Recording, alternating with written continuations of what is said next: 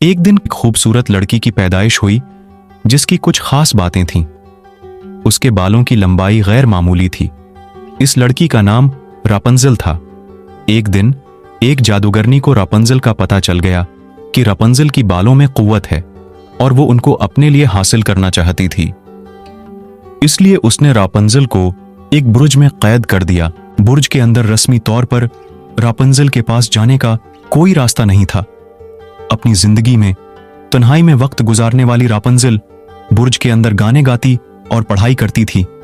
उसकी खूबसूरत आवाज सबके दिल को छू लेती थी। एक दिन एक लड़का रापंजल की आवाज सुनकर इस बुर्ज के पास पहुंचा। वो रापंजल की आवाज का दीवाना हो गया। उसने रापंजल की मदद करने का इरादा किया।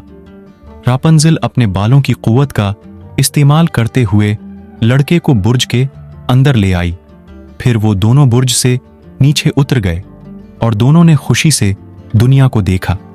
उनकी मोहब्बत का किस्सा दुनिया भर में मशहूर हुआ और वो खुशी खुशी जिंदगी गुजारने लगे।